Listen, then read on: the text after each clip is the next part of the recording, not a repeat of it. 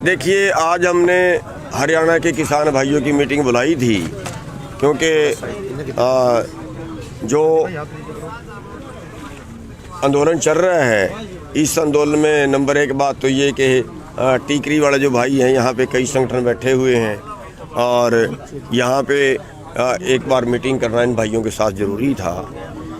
और दूसरा, जो कल प्रस्ताव आया है उसके लिए भी मीटिंग होगी, तो उसके लिए भी जो है हरियाणा को एक बार हरियाणा के लोगों की सलाह लेनी ज़रूरी थी। तो बाकी जो है कि भी एक तो ये हुआ है कि जो अगली मीटिंग होगी उसमें हरियाणा की तरफ से जो प्रस्ताव पास हुए हैं वो रखे जाएंगे। वहाँ पे पास होंगे या नहीं होंगे वहाँ की मीटिंग के बाद ही आपको बताया जाएगा, क्योंकि पहले बताना थोड़ा सा, मीटिंग से पहले बताना थोड़ा सा कच्ची बात ना हो। इसलिए मैं बेनती करूँगा कि वो प्रस्ताव जो हरियाणा ने पास किए वो संयुक्त मोर्चा की मीटिंग में पास होने के बाद ही हम उनको अनाउंस कर पाएंगे। पहले उसके पहले कोई इसका नुकसान हो जाएगा करने का।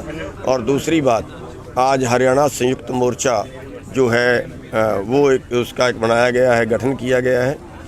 गठन तो पहले से ही है, लेकिन एक बात ये है कि आगे के लिए भी अगर आंदोलन करना पड़े, क्योंकि किसान पे बहुत सी समस्याएं आनी हैं, तो हरियाणा के भी सारे संगठन जो है वो एक जगह होकर काम कर सकें, तो उसका आज गठन किया गया, जिनमें 12-13 संगठन तो यहाँ मौजूद थे।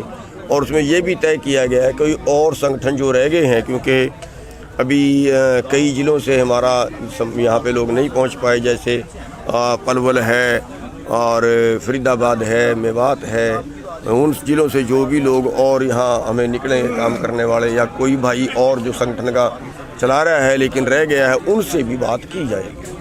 तो उसका अध्यक्ष में आज मेरे को बनाया गया है और हमारी जिम्मेवारी है कि हम सभी की दोबारा मीटिंग एक बार बुलाएंगे, जो संगठन रह गए उनको इसमें शामिल करेंगे। कल सरकार के साथ जो बैठक हुई थी उसमें जो प्रस्ताव आया था सरकार की तरफ, क्या उसकी भी चर्चा हुई यहाँ पर? क्या हाँ, उसकी चर्चा हुई है कि उन्होंने कहा था कि हम टाइम दे दें, स्थगित कर दें और एक कमेटी बना दें, उस पर चर्चा हुई है। अब उसकी चर्चा जो है जो संयुक्त मोर्चा की मीटिंग होगी, फाइनल उसमें करेंगे कि हमने कल क्या स्टैंड लेना है। कल मीटिंग है ना दोबारा सरकार से, तो दोबारा सरकार से मीटिंग में हमारा स्टैंड क्या होगा ये उस मीटिंग के बाद क्लियर किया। क्या लगता है कि सरकार ने किसानों की मांगे मानने की तरफ अपना कदम बढ़ाया है इस प्रस्ताव के जरिए? नहीं, ऐसा मेरे को कुछ महसूस ऐसा नहीं हो रहा है कि उन्होंने कोई कदम बढ़ाया। मेरे को तो ये महसूस हो रहा है कि कभी उनकी टालने की कोई राजनीति हो और उसमें काम और गड़बड़ हो जाए, ऐसा मेरे को आभास हो रहा है। क्योंकि 2 महीने से बैठे हैं, 2 महीने में तो कमेटी बना के फैसला भी आ जाता। अगर कोई कमेटी बनाने की बात होती है तो 2 महीने में तो कमेटी बना के फैसला आ जाए, और 2 महीने तो अभी किसी बात ही नहीं चली, 2 महीने तो अभी टरका ही रहे हैं। तो इस तरह से डाउटफुल होता है कि जैसे वो जितना कह भी रहे हैं इतना कि भी वो शायद 26 तारीख को टालने के लिए ना कह रहे हों, ऐसा आभास है मेरा।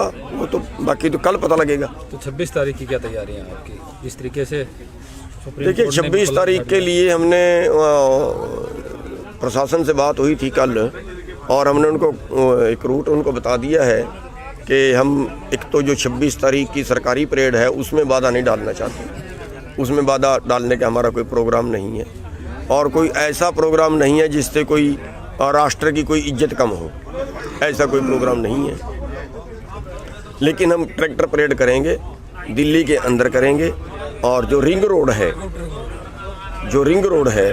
रिंग रोड पे हम अपना ट्रैक्टर परेड करेंगे। उसके लिए लाखों ट्रैक्टर पूरे देश से या जो दिल्ली के नज़दीक का 200-300 किलोमीटर का एरिया है वहाँ से आ रहे हैं।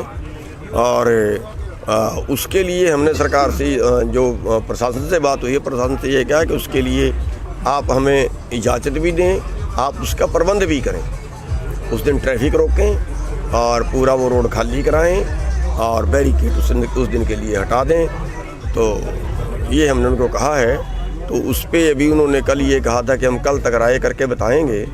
तो आज फिर मीटिंग रखी थी, लेकिन क्योंकि आज हमें अपनी मीटिंग करनी पड़ेगी और पंजाब वालों को अपनी मीटिंग करनी पड़ेगी, तो शायद आज उनसे मीटिंग नहीं हो पाएगी। एनआईए के नोटिस पे क्या कहना है सर? साथ में ट्रैक्टरों के भी चालान ऑनलाइन घर भेजे जा रहे हैं। ट्रैक्टरों के चालान तो मेरे को आपसे पता लगा है कि ऑनलाइन घर भेजे जा रहे हैं। काफ़ी सूचनाएं मिल रही हैं सर। अगर ऐसा है तो फिर बदकिस्मती है, लेकिन आंदोलन को तोड़ने के लिए ये सब किया जा रहा है, आंदोलन को कमज़ोर करने के लिए ये सब किया जा रहा है। और ये ओछी हरकतें हम इनको कह सकते हैं। अब एक आदमी ने लंगर लगा दिया है तो क्या वो अपराधी हो गया? क्या लोगों को खिलाना भी अपराध है? एक आदमी ने जो शहीद हो गए हैं लोग, उनको 50-50 हज़ार रुपया दे दिया है तो क्या वो भी अपराध हो गया? अरे दान पुण्य करना तो वैसे ही किसी श्रेणी में नहीं आता। दान पुण्य करने पर तो वैसे ही टैक्स भी नहीं लगता। ये कर क्या रहे हैं? कौन सा राज है ये तो गुंडा राज हो गया फिर। और अगर ऐसा करेंगे तो बड़ा कड़ा मुकाबला किया जाएगा फिर। तो कल कोई समाधान निकलने की उम्मीद? देखिए, तो कल की मीटिंग में पता चलेगा कि समाधान निकलता है कि नहीं निकलता है, लेकिन सरकार बहुत ज़्यादा सीरियस नहीं।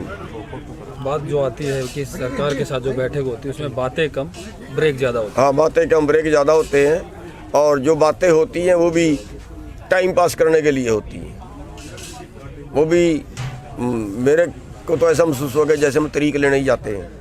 मैंने तो पिछली तरीक पे बोल दिया था, जब उन्होंने 19 तारीख दी, मैं कहा अगली भी अभी दे दो। तरीक ही देनी, कुछ करना तो है नहीं, तो ज़्यादा बात है नहीं।